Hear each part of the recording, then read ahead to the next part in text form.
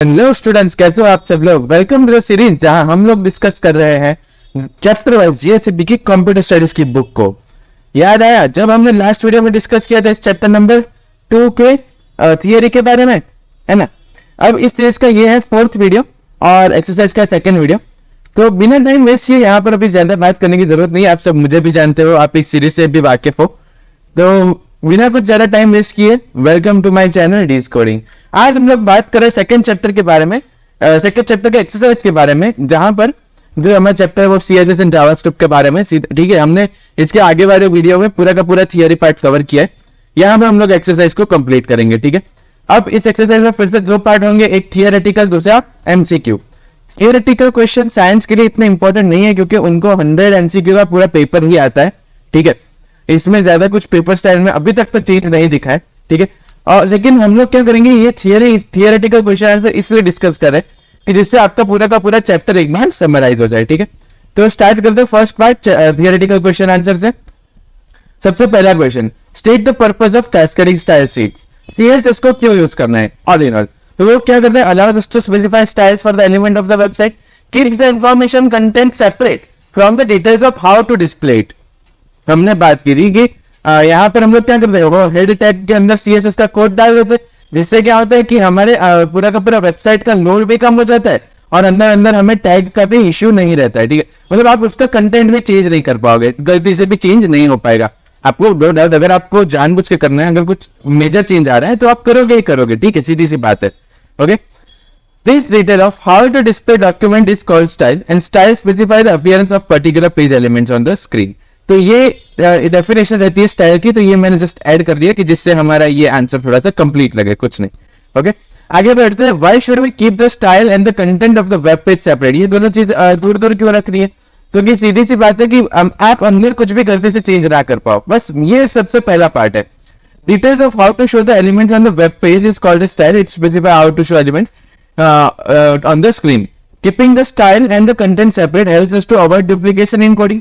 अरे यार देखो, अगर आपने कोई टैग को एक पर्टिकुलर देना ही है, सारे के सारे टैग को आपके पूरा वेब पेज में सारे के सारे टैग को वो पर्टिकुलर स्टाइल आपको देनी ही है, तो फिर आप बार बार क्यों लिखोगे, उससे अच्छा एक ही बार लिखते ऊपर CSS में। ठीक है, तो avoid duplication in coding, coding में डुप्लीकेशन नहीं होने देता।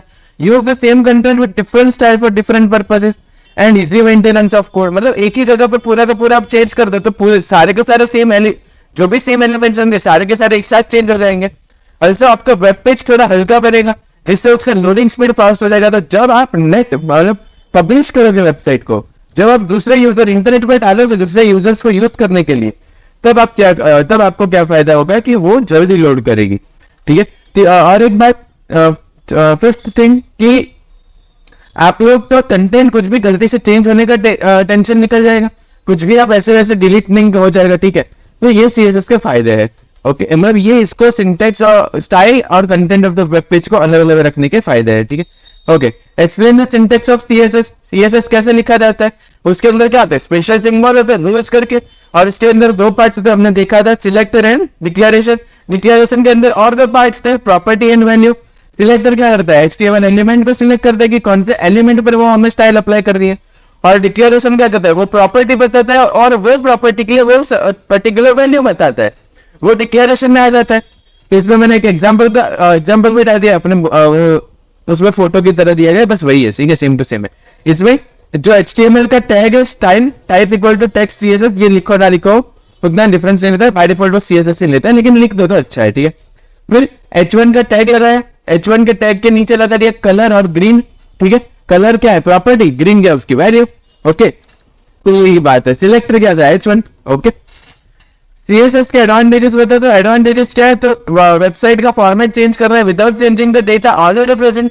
It occurs the format and layout are both separated away. हमने अभी इसके आगे के क्वेश्चन में हमने एक बात भी की थी, ये दोनों चीज हमने अलग अलग क्यों रखी हुई है, बस वही एडवांटेज भी हो गया ना। सीधे सी बात है कि आप अलग रख पाओगे। Saves the time for developing as the style is to be defined only once and hence making it quick and efficient. CSS को एक ही बार डिफाइन करो, सारे एलिमेंट्स वो ले लेंगे। ठीक है, वो हमने प्रैक्टिकल में देखा था एग्जांपल 2.1 में। ठीक है, उसके आगे वाले वीडियो को आप देख लो, वहां पर आपको उसमें क्या है कि उसमें मैंने सारी थियरी को डिस्कस किया है। वही सेम थियरी आपको यहाँ पर देखने को मिलेगी। इसलिए कह रहा हूँ कि वो वीडियो देख लो तो आपको पूरा चैप्टर कवर हो जाएगा। यहाँ पर नीड और जितने क्वेश्चन आंसर उस हिसाब से मैं पूरा का पूरा चैप्टर को जिस्ट में कवर अप करने का ट्राई कर रहा हूँ। बेस्ट है, लेकिन वो थियरी वाला वीडियो देख लो, मैं आपको आई बटन में भी बता दूंगा, ठीक है। Okay, in makes the web pages have laser code and hence load faster. Okay, तो ये मैंने बता दिया कि फटाफट लोड हो जाएगा। डिसएडवांटेज क्या है, तो कि डिसएडवांटेज वही है कि कंपैटिबिलिटी का थोड़ा इश्यू रहता है, लेकिन अभी के टाइम पर उतना कुछ ये भी इश्यू नहीं रहता है, ठीक है। तो सारे ब्राउजर्स का सेम कंपैटिबिलिटी आ चुका है, ऑलमोस्ट सेम। नेक्स्ट अब बढ़ते हैं जावास्क्रिप्ट के सेक्शन की तरफ। तो जावास्क्रिप्ट क्यों यूज किया जाता है, वो क्यों यूज किया जाता है कि वेब पेजेस का अपीयरेंस को कंट्रोल करे, ठीक है। अब HTML का क्या था कि वो स्टैटिक वेब पेज बनाता था, यूजर के साथ इंटरेक्ट करके वेब पेज का स्टाइल चेंज नहीं कर पाता था, ठीक है। HTML बहुत ब्लेंड लगता था, सीधे भाषा में बोलूं तो। लेकिन जैसे जैसे इंटरनेट बढ़ा, लोगों को लगा कि नहीं, वेब पेज को अब थोड़ा इंटरेक्टिव होना चाहिए, विजुअल डिजाइन भी अच्छी होनी चाहिए, इसीलिए जावास्क्रिप्ट के लिए एक डिमांड बनी और नेटस्केप करके एक ऑर्गेनाइजेशन ने जावास्क्रिप्ट को एट द एंड डेवलप किया। ओके, जावास्क्रिप्ट क्या एक स्क्रिप्टिंग लैंग्वेज है जो प्रोग्रामिंग एस्पेक्ट को वेब पेज में ऐड करने के लिए यूज किया जाता है।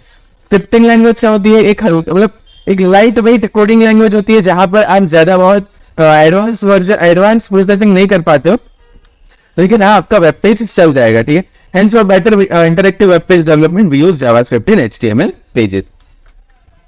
How does an HTML page identify the JavaScript code? HTML page में JavaScript कोड कैसे एंटर करोगे और एग्जांपल दो। तो HTML पेजेस में JavaScript इस तरह से अपने नॉर्मल HTML टैग लगाएंगे जिसमें हम लोग लिखेंगे स्क्रिप्ट।